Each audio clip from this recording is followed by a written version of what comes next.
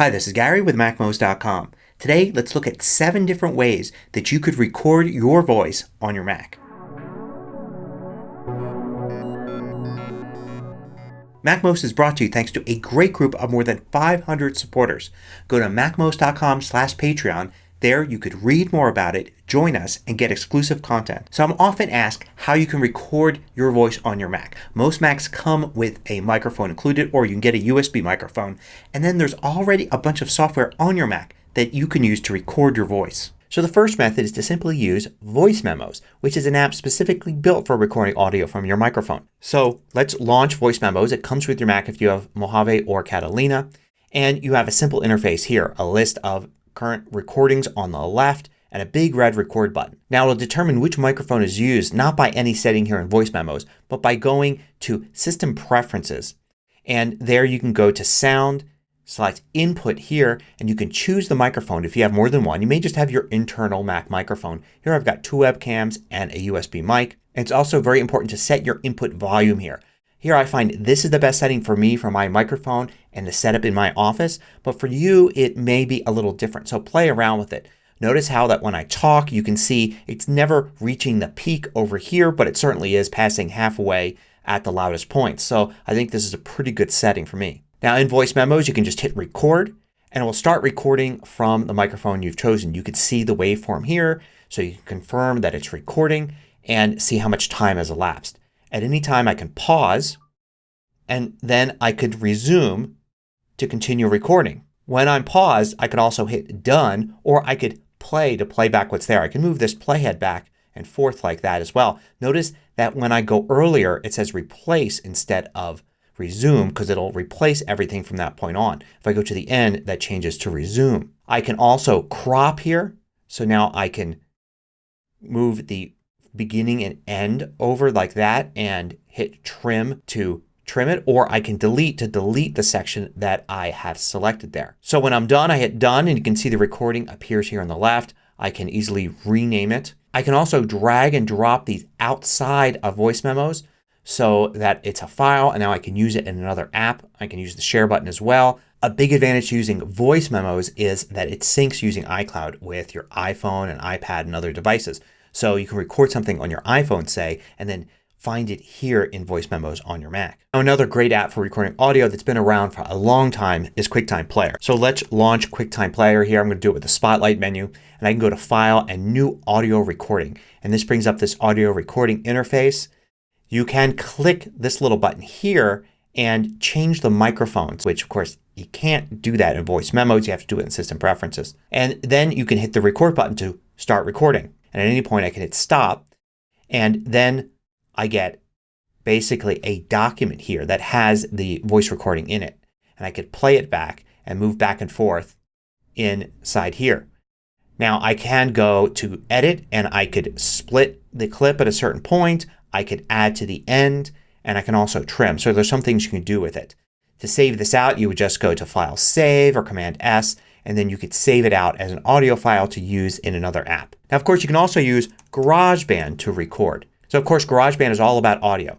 You can select an empty project and it will prompt you for an initial track. So you can choose a microphone right there from the start. You could see the instrument connected is, in this case, a microphone. You can click here and go to Settings and change the settings there, Input Device. And you can do Create.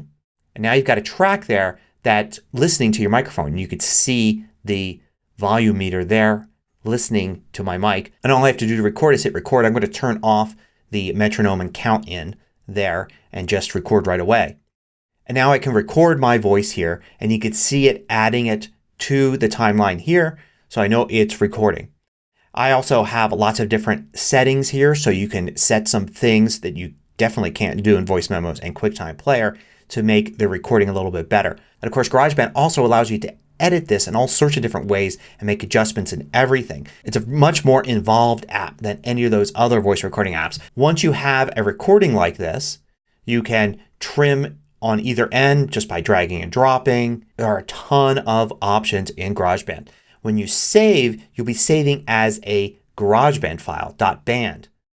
And this will save all the data and everything and any other tracks that you've added. But you can also go ahead and export by going to Share, Export Song to Disk, And here is where you can save it out as a file to use in other apps. Now some apps let you record audio straight into the app.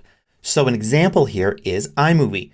If you want to record your voice over some existing video or some photos or anything in your iMovie timeline, there's a feature for that. Under Window you see Record VoiceOver and it's just the V key by itself. It changes this interface here so you have a little record button. You've got some settings here. Then you could just record some audio. You can see it's counting down. And you record this audio and it will put it over what you've got as a separate audio track. So when I've gotten everything there I can hit stop and you can see now I have this voiceover track here in iMovie. So if your goal is to record voice to go over your video, you could do that right in iMovie. You don't need to use another app. Now another app that has a special voice recording feature is Keynote. And it will record your voice, but not just your voice. It'll also record the timing as you move through the slides. So then you can play back with your voice and the slides advancing at the proper points. So to do this you want to go to the document sidebar and then audio. And there's the record button. When I hit record it's going to show my presentation on the screen just like I'm presenting. On another screen I'm going to see the record interface. So a little record button and something monitoring my voice. So I'm going to hit record and it's going to count down and then I'm going to start talking. And now that I'm talking it's recording my voice and whenever I press the arrow key to move to the next slide. So it's recording the exact moments of these. It's going to keep the timing down and then when I'm done I can hit the stop button and the escape key then to exit. And now you can see there is a recording there. I can go to play and then play recorded slideshow and it'll play it back with the audio. Even better than that I can do file and then export to a movie and one of the options is to play back slideshow recording. So it's going to export it with my voice and the timings of all the slides. Now Pages, Numbers, and Keynote all have the ability to record audio just as a regular element on the screen, just like you might insert some text or an image. This is under Insert and you can see Record Audio. And when you bring that up you get this little floating window here and I can record some audio right here in Pages and then hit stop. And I can preview it. I can edit it. So I can trim there. I can hit done. I can insert it and I get this little item here. It's just like a graphic or a piece of clip art.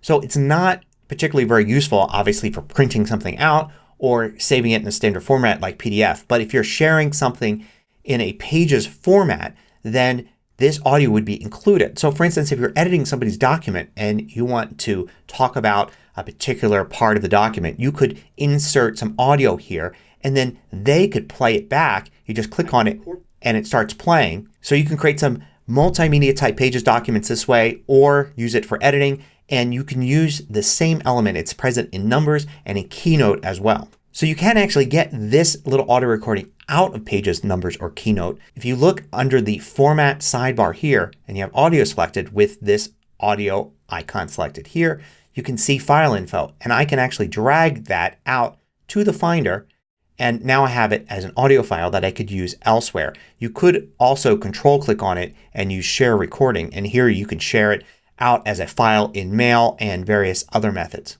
So the seventh method is of course using another app. So if you search for audio recording in the App Store tons of stuff comes up from the very expensive high-end professional Logic Pro to other apps that support this. So you have a few simple apps here in the App Store. I haven't really tried any of these because I don't see the advantage of using them over say Voice Memos or QuickTime Player. But you can go and get other apps that will do this. And Adobe and other companies also have their audio software as well which can do voice recording. A popular third-party app that I normally would recommend is Audacity, but right now it's not working quite right with the security settings in macOS Catalina. So maybe give their team a little more time to come out with an update. Hope you found this look at different methods for recording audio on your Mac useful. Till next time, this is Gary with MacMost.com.